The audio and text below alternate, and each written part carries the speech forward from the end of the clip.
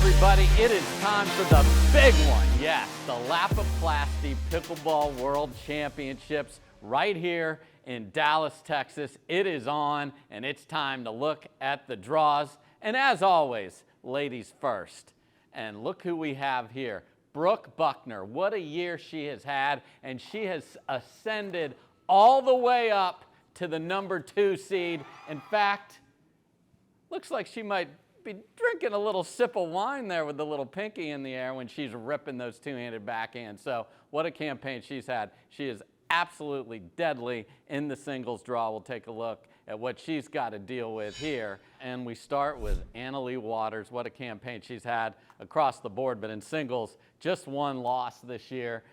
Jessie Irvin, Alex Walker, that'll be a fun early matchup, but then your gift to the winner is A.L. Dubb, and she will be hunting gold in Dallas. Now, the other big impact of the seedings is that Catherine Parento, without a win in 2024, has fallen to the 4 seed. That puts her on Anna-Leigh's half of the draw, so she's going to have to fight through her to even make it to Championship Sunday, and as I mentioned, still looking for that first win this year. Caitlin Christian's been so close to getting a win as the 6th seed. Look out for her. And then Jeannie Bouchard made a semifinal. She's the 17th seed, but she is a very tough out in singles, uses that long frame, is getting this worked out, a much different player than the start of the year. If she wins, she'll get Lacey Schneemann. That would be a fun one to watch right there. On this side, there you see Brooke Buckner, the 2 seed.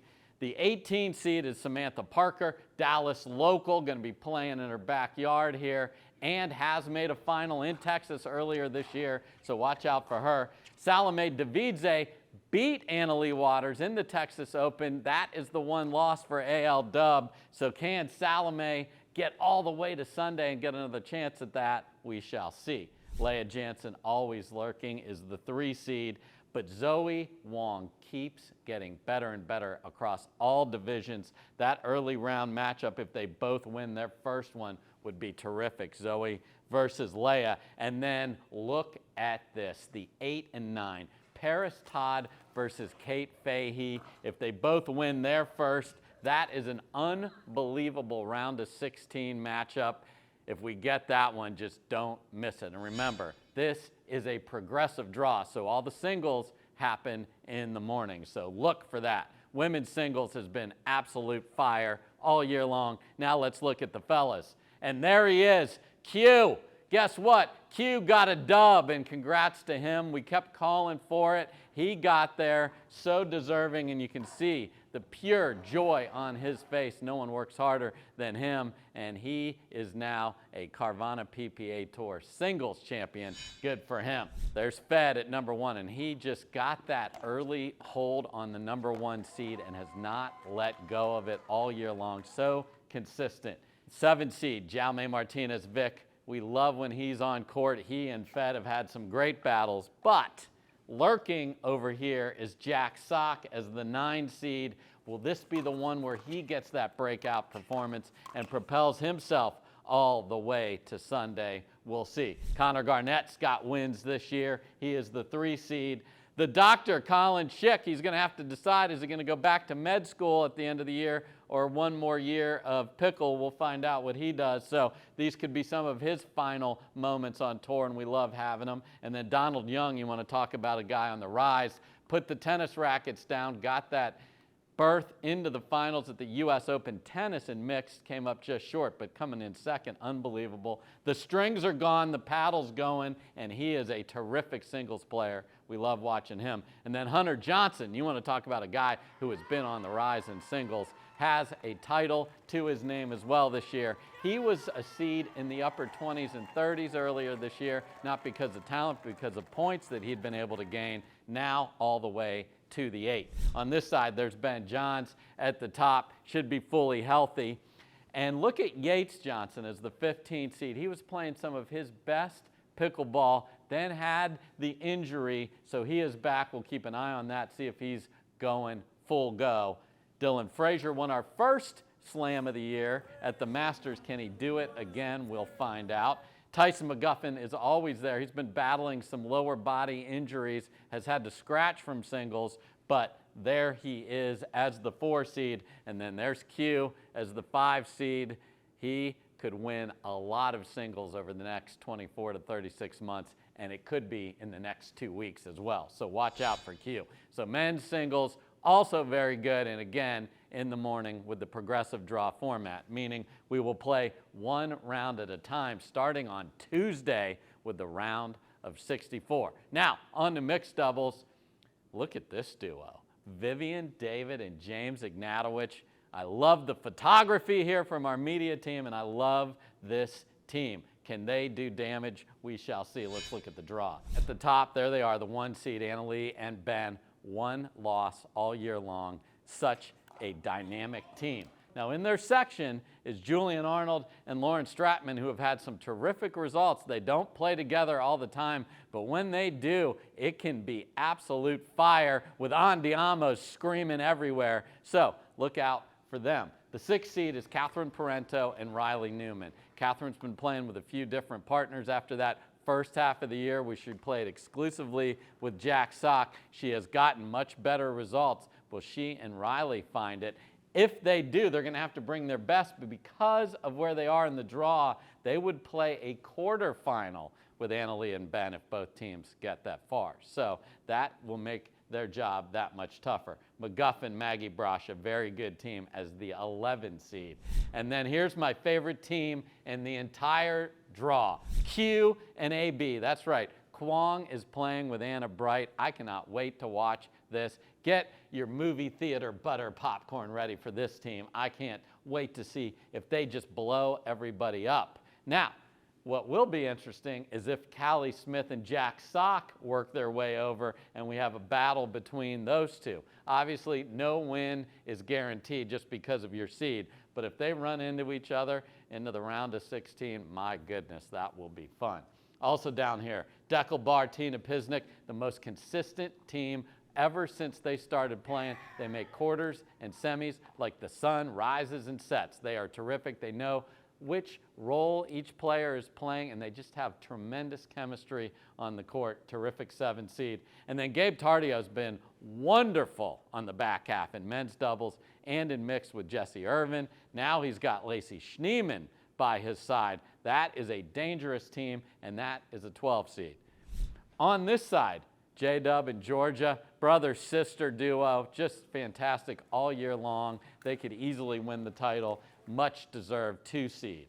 Paris Todd, Hunter Johnson, the 22 seed due to their ranking points and how much they've played together. But they could win lots of matches in this particular event. Look out for them. Rachel Rohrabacher and Feds, a team we want more from. They feel like they should be making semis and finals. Haven't been able to do that consistently. Will they be able to get it done in Dallas? We'll find out. The 3 seed is James Ignatowicz and Vivian David. Jimmy is terrific in mixed.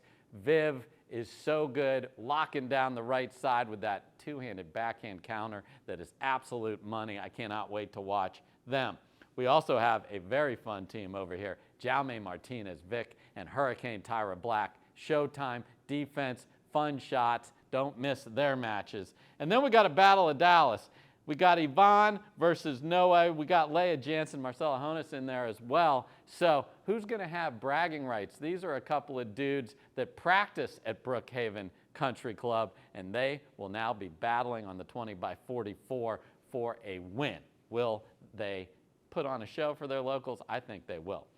Christian Alshon and Etta Wright have looked fantastic. Both have been battling injuries. If they come into this healthy, I really like their chances to make a big run. And if they got to the quarters against Ignatowicz and Viv David, wow, really good match. And then finally, Jessie Irvin has done so much damage with Gabe Tardio. Now she's with Big H. So one teenager to another for Jessie Irvin as a partner.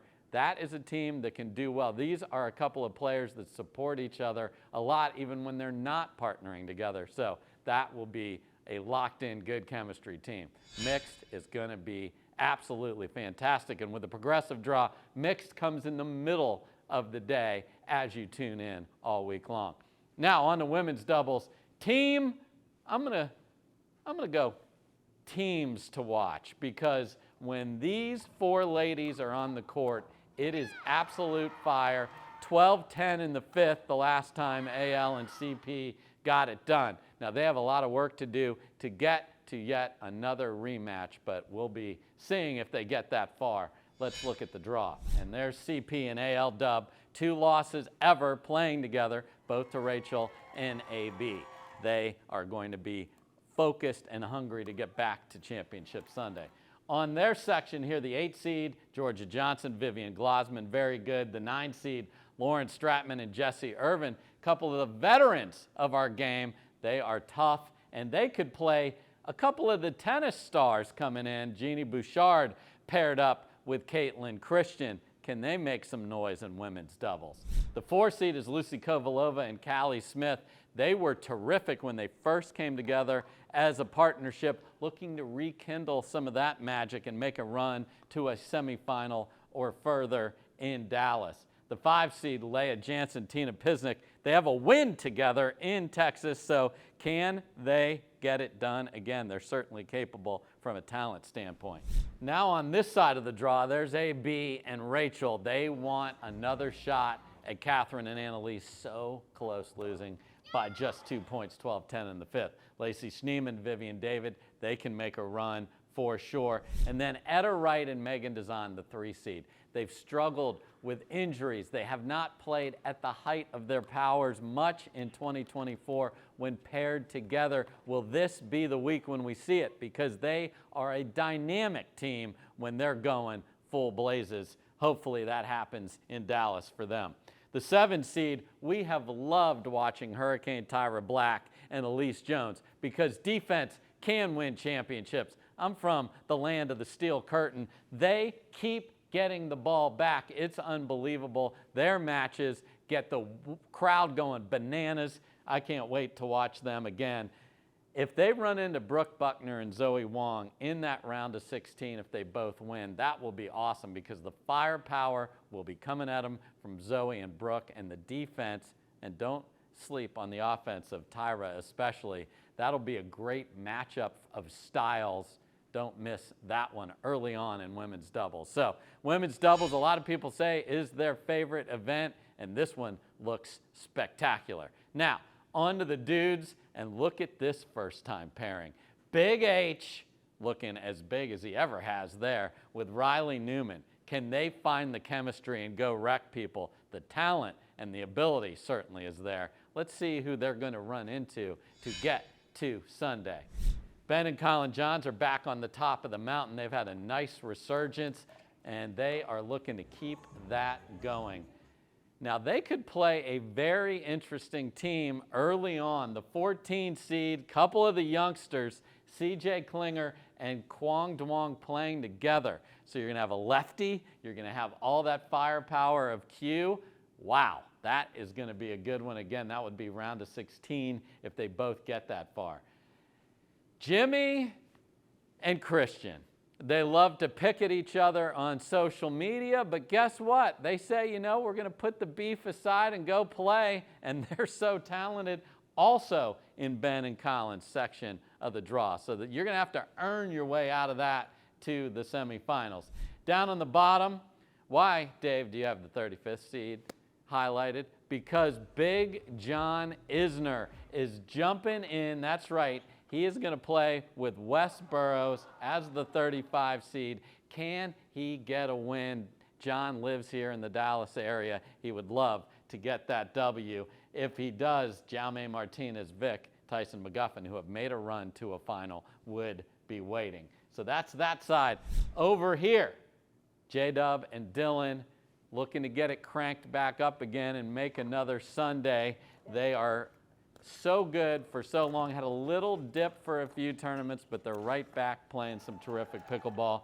There's Riley Newman and Hayden Patrick-Quinn, the 7 seed. So can the 7 seed make it all the way through? I think they can. Now, they would have a round of 16 matchup with Connor Garnett and Tyler Loong. A couple of Utah Black Diamond teammates have found great chemistry and have played terrific together. Matt Wright back with Fed Staksrud as the 3 seed. They've made some great deep runs together. Will they do it again? We got Team Shock, Colin Schick and Jack Sock looking to represent Charlotte with some wins, but they are coming from the 20 seed, so that is going to be difficult for them. And then Andre Diescu and Gabe Tardio, they have had some terrific play this year. They have titles, and they would love nothing more than to win this event in Dallas. So men's doubles, lots of storylines lurking with these new partnerships. I can't wait to see who rises to the top and plays for a title on Sunday. Now let's look at the overall storylines for this event, and guess what, folks? Everything's bigger in Texas. Over 3,500 amateur players will be playing in this event. The stadium is incredible, and we have Pickleball Boulevard, your boulevard of dreams. It's right there. There's so much to do there. We're going to talk about the concert series later. For some, it will be a boulevard, though, of broken dreams. So which pros will play their best standing right next to Pickleball Boulevard? Will we get another duel? I've talked about it, but that women's doubles matchup that could happen is something all pickleball fans want. CP AL Dub versus AB and Rachel. We'll be tracking that. Slam dunk, what do I mean by that? Well, we will have Dirk Nowitzki, and I'll talk about him in a second, but this is a slam, one of the 4 each year that are worth 2,000 points in the standings, and that is very important because this is worth twice that of an open. So the farther you get, you're doubling your points throughout. And that is my point. This is the second last chance to qualify for the race to San Clemente. And some people are so close to qualifying. Some people are trying to move up that leaderboard. In fact, let's just do it. There it is. We're going on a race to San Clemente. As I mentioned, 2 chances left to get more points. Where do we stand? Here's where we stand. Shocker, AL Dub at the top of women's singles, but look what we have here. Mary Brasha has been holding on to that 8th spot, and Kate Fahey was working for an American Express, yeah, the company, in New York in the spring, and has been trying to reel in Mary. Can she get there? She'd have to have a terrific effort in Dallas, certainly capable. That early round matchup with Paris Todd, who's the 7, will really probably be the match that decides if Kate qualifies or not, because if she gets that one going, maybe she can get the momentum. So a lot more than just this tournament riding on that particular matchup. So we'll keep an eye on the women's singles. Now in the men's singles, Fed #1 by a mile. The question is, can he then win the finals in San Clemente? And you see that run that Hunter Johnson has made. I mentioned he's the 8th seed. He is just 25 points in front of Christian Alshon. But Alshon will not add to his points here because he is not in the singles draw. He's been fighting that injury. He had some complications from a surgery and hasn't been fit for singles. So Hunter is clear there, but is this the week Jack Sock makes a run and jumps over Hunter? So we'll be tracking that on the broadcast all week long when the singles is rocking. Now, on to mixed doubles for the women, and the top 8 make it in singles, and the top 8 make it for men and women in mixed doubles. So here's the top 8. Jessie Irvin with that great run we've talked about with Gabe Tardio is number 8 now, and Rachel Rohrabacher, Leah Jansen, Megan Dazan, all below the cut line. So this is the week to make it happen. As I mentioned, double points. Everybody wants double points. Who's going to get them? For the men in mixed, next up, Ben Johns sitting there at the top. He has twice as many points as second. That's what he and AL Dub have been doing.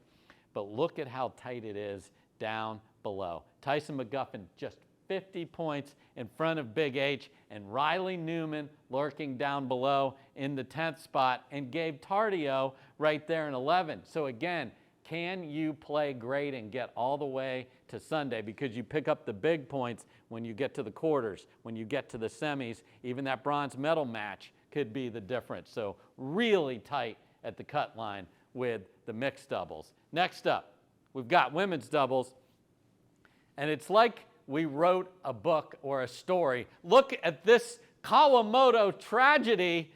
Jackie has 50 more points than Jade. They don't always play together. They are not playing in this tournament due to work. They work for the NCAA. So if and when they play in Milwaukee, who their partners are and everything could be the difference. Now, Elise Jones would like to say something about that. So if she and Tyra can make a run, she could leap over both Kawamotos, and then both Jackie and Jade would miss out. Everyone above that should be in a pretty good spot. We talked about Jesse Irvin playing with Lauren Stratman. They'd have to make a big run for it to impact these standings. Now let's look at the dudes in men's doubles. Ben and Colin up there at the top. J-Dub and Dylan, not surprising where they are.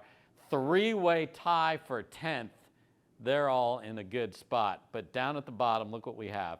Jaume Martinez-Vick, 6,000. Riley Newman, 5,850. And then Thomas Wilson, want to talk about him just for a minute. We wish him the best of health. There's no chance that he is going to be playing in this event as he works through his illness. But that shows how good he was playing at the beginning of the year. Still here in the top 16 for men's doubles, and you also saw his name in mixed doubles. So if indeed he is unable to go, we will just bring the next person up. So as of now, if indeed Thomas can't play, Connor Garnett would be in the spot, and it's James Ignatowicz. Yes, Big Papa Jimmy, if the season ended today, would not, N-O-T, qualify for the race in men's doubles. It sounds like I'm making that up. I am not. The points and the math don't lie. So he's got to have a good experience here. We'll see what he does in Dallas.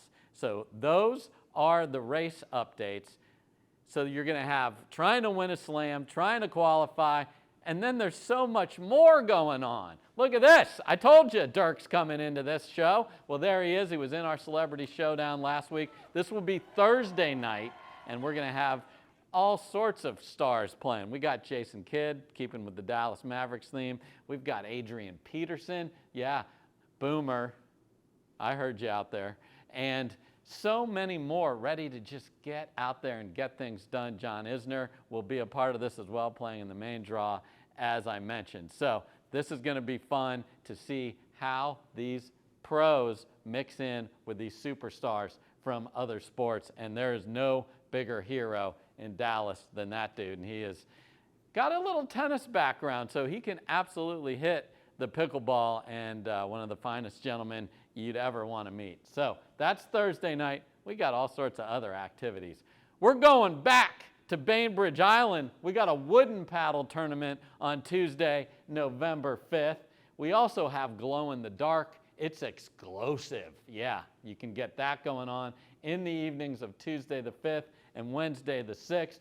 And then where else would you want to meet your life partner other than on the pickleball court? Well, you got that opportunity on Thursday, as well as we've got Meet Your Match, speed dating. There is so much going on Pickleball Boulevard and the surrounding, and you would think, oh, that must be all, Dave. No, it's not, because we also have our own mini Coachella going on. Look at this lineup. If you like country music, we have star-studded lineup from Justin Moore all the way to the 9th. We got Morgan Evans, pickleball fans. Yes, he's Australian, but he's not our beloved Morgan Evans from pickleball. This is country music star Morgan Evans. So this tournament is loaded with fun. We've got the best players in the world, so much entertainment, so many other activities to get involved in. Just embrace the sport that we all love. So if you can't make it to Dallas, where can you watch all the action? We got you. That's right. We're going to have some ESPN2,